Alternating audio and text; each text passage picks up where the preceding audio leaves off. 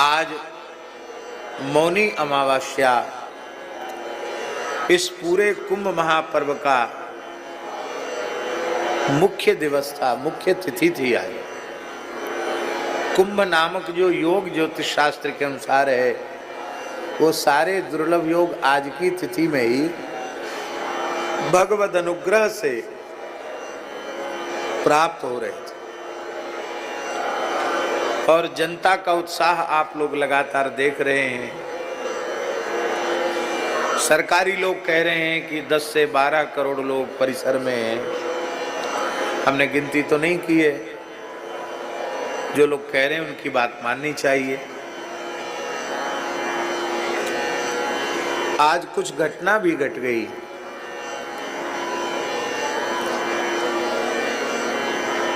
भीड़ इतनी थी कि बैठने की, खड़े होने की जगह नहीं थी। एकदम जल के निकट भी, गीली जगह में भी लोग रात भर बैठे थे। और पीछे से भीड़ का रेला आया। पुलिस प्रशासन भी क्या करे इतनी भीड़ के आगे।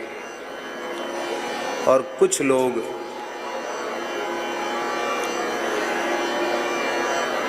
प्रयाण कर गए, कुछ घायल भी हो गए और कुछ प्रयाण भी कर गए। हम संवेदना व्यक्त करते हैं। भगवान वेणी माधव के चरणों में, तीर्थराज प्रयाग के चरणों में प्रार्थना करते हैं कि आप अपने महात्म्य को, जो वेदे इतिहास पुराण आदि में वर्णित है, उस महात्म्य को सत्य करते हुए किसी भी प्रकार से जो जीव जिन्होंने यहाँ देह त्याग किया है, वे सबके सब भगवान के चरण कमलों की नित्य निरंतर प्राप्ति के अधिकारी बने। और जिन परिवारों में ऐसी घटना घटी है, वे भी धैर्य धारण करें और इस प्रतिकूल परिस्थिति में भी भगवान के अनुग्रह का, भगवान की कृपा का चिंतन करें। शरीरों की उत्पत्ति के साथ ही उनके नष्ट होने का विधान भी निश्चित हो जाता है, ऐसा हमारे शास्त्र कहते हैं। आयु कर्म च वित्तं च विद्या निधनमेव च पंचैतानि हि सृज्यन्ते गर्भस्थस्यैव देहिना। और जो भी देहधारी हैं, मरे बिना कोई रहने वाला है नहीं। मरना सबको पड़ेगा, आगे पीछे शरीर तो सबका जाएगा।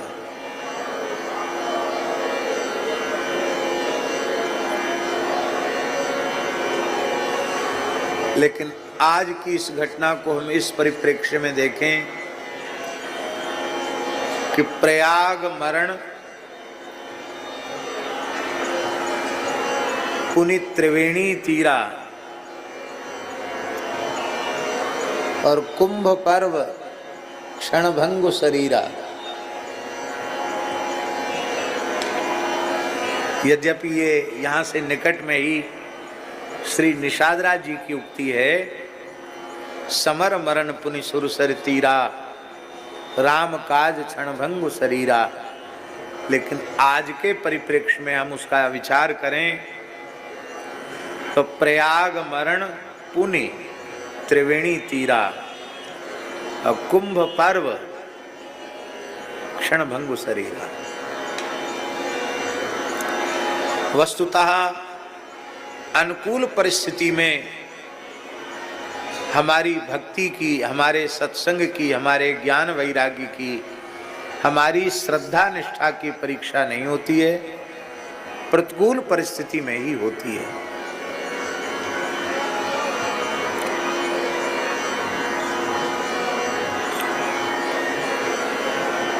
हम भगवान से प्रार्थना करते हैं कि जो घटना घटी उस घटना के प्रति हम हृदय से संवेदना व्यक्त करते हैं और भगवान से प्रार्थना करते हैं कि उन जीवों को उनकी चित्तवृत्ति कैसी भी रही हो, आप अपनी कृपा करुणा से अपने चरण कमलों की नित्य सन्निधि उन्हें प्रदान करें। वे सदा सर्वदा के लिए आवागमन के चक्र से मुक्त होकर आपकी नित्य चरण सन्निधि प्राप्त करें, ऐसी प्रार्थना करते हैं। साथ ही एक बात और कहनी आवश्यक है, वो ये कि संतों ने जो निर्णय किया कि हम जो अपना शाही स्नान कहो या राजसी स्नान कहो, जो भी कहो, गाजे बाजे वाला स्नान, वो आज हम लोग नहीं करेंगे और जनता को स्नान का अवसर देंगे। इसके लिए अनी अखाड़ा और साधु समाज के जो भी बड़े लोग हैं, उनके इस निर्णय के प्रति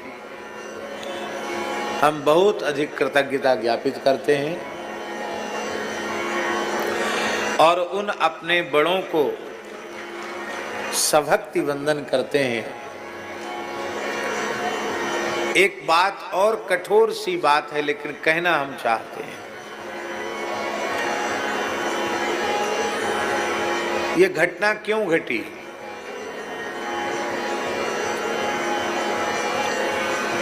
जो विपक्ष में बैठे हैं,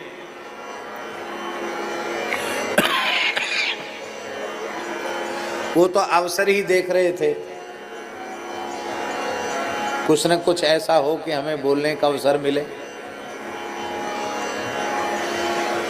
विफलता का कलंक शासक के मत्थे मढ़ा जाए।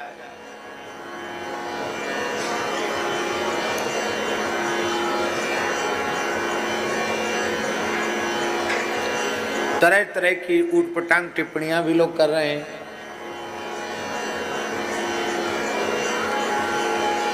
लेकिन महाराज जी, हम बड़ी विनम्रता पूर्वक कह रहे हैं, कोई हमारी बात से व्यथित हो तो उसके लिए हम पहले से ही क्षमा प्रार्थी हैं।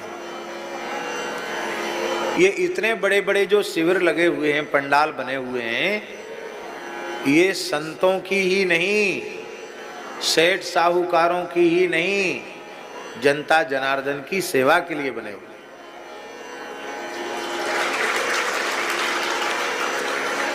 जैसे इस शिविर में कोई कहीं से आया हो, किसी से कोई आरडी नहीं ली गई और सबको कहा भैया आपका स्थान है, जहां जगह मिले वहां रह जाओ। इस प्रकार की उदारता यदि अन्य शिविरों में भी दिखाई गई होती तो लोग शिविरों में सुरक्षित रहते, शाही भी निकल जाती और ये घटना नहीं घटती।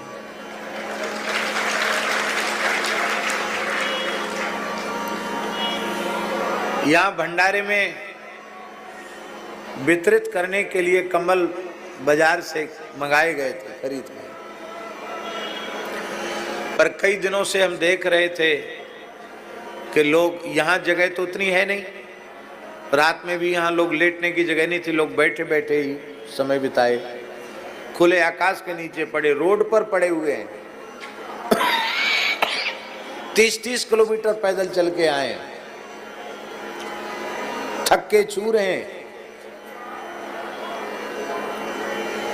आपको सुनकर आश्चर्य होगा महाराज जी, शाम को 4-4, 6-6 बजे तक लोग कह रहे थे अन्न नहीं मिलेगा तो प्राण निकल जाएंगे, इतने थके हुए लोग थे।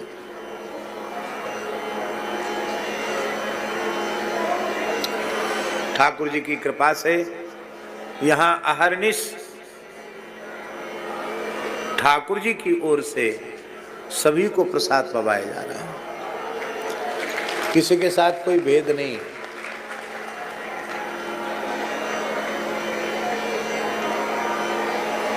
लोगों ने अपने पंडालों में जनता को घुसने नहीं दिया। हमारी शो बिगड़ जाएगी। हमारे यहाँ तो जो कक्ष में लोग रहने वाले थे वो बाहर नहीं निकल पाए। क्यों? गैलरियों में भी लोग सो गए। लोगों ने कहा हटाओ। हमने कहा भैया हमारे यहाँ न कोई वीआईपी है और न कोई वीवीआईपी है। रघुनाथ जी का दरबार है, राजा रंक सब बराबर हैं। जिसको जहाँ जगह मिली वहाँ पड़ जाने दो, किसी को दुखी मत करो। और यहाँ रहने वाले लोगों ने भी महाराज जी एक कमरे में 10-10, 15-15 लोग रहे। लोग तो ये कमरे बनाकर उनका शुल्क निर्धारित करके अच्छी आय का साधन भी लोगों को प्राप्त हो रहा है। लेकिन यहाँ भगवत कृपा से किसी का एक पैसा शुल्क नहीं है, किसी चीज का, ना आवास का, न प्रसाद का, न व्यवस्था का, और न किसी से 1 रुपए की याचना है और न एक मुट्ठी अन्न की याचना है। क्योंकि याचना तो वह करे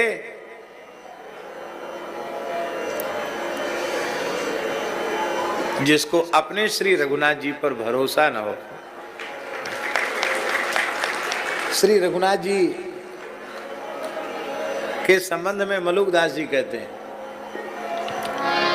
नाम विशंबर विश्व जियावे, नाम विशंबर विश्व जियावे, सांझ बिहान रिजिक पहुँचावे, सांझ बिहान रिजिक पहुँचावे।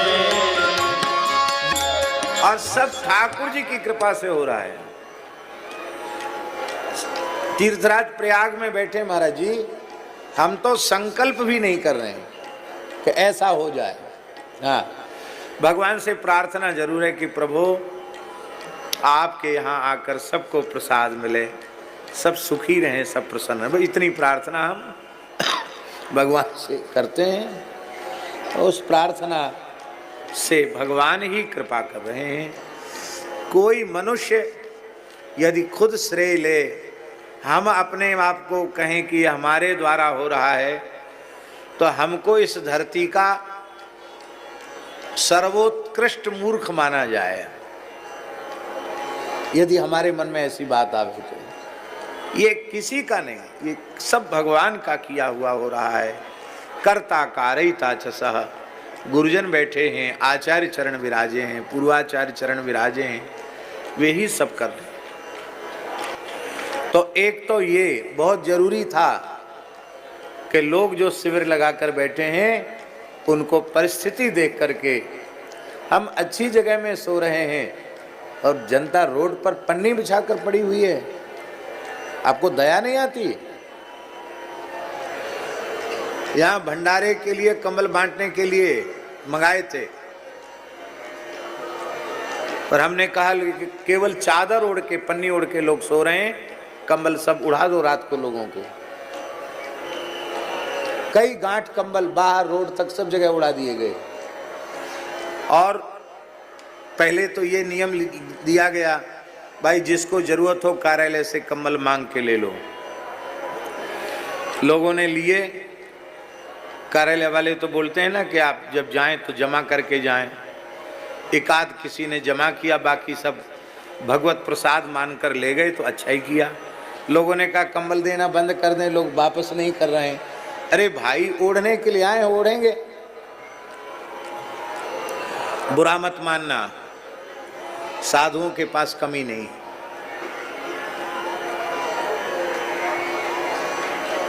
साधुओं को देने वालों की कमी नहीं, साधुओं के पास कमी नहीं। कोई उघारा नहीं डोल रहा है, पर इतनी श्रद्धा लेकर जो आम जनता आई है, हम उसे किसी साधु से कमती नहीं आंकते हैं। हम अपने को संत नहीं मानते हैं, आप सबकी अगाध श्रद्धा देखकर आपको हम संत मानते हैं, आपको प्रणाम करते हैं। इस भयंकर भौतिक युग में आपकी तीर्थ महात्म्य में इतनी श्रद्धा,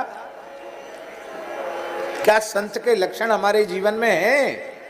वेश मात्र ही तो है, पर इस वेश को देखकर आपकी इतनी श्रद्धा। हमको लगता है, अपनी ओर देखें तो लगता है कलयुग है, पर आपकी श्रद्धा की ओर देखते हैं तो लगता है कलयुग नहीं है।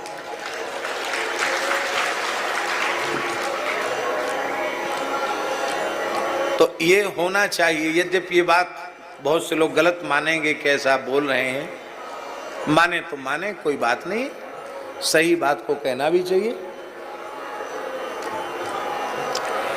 दूसरी बात, जिनकी सुरक्षा अति संवेदनशील है, नेता, अभिनेता, बड़े श्रीमंत, बड़े पदाधिकारी, ऐसे लोगों को हेलीकॉप्टर से कुंभ दर्शन करा दे और अरेल में बाहर के बाहर ही त्रिवेणी संगम स्नान करा के विदा करा दे, पर उन वीवीआईपी लोगों के नाम से ये पुल बंद कर दिया, वो रोड बंद कर दिया, अब वो निकल रहे हैं, अब अमुक निकल रहे हैं, अब तमुक निकल रहे हैं, ये बहुत अच्छी चीज नहीं है।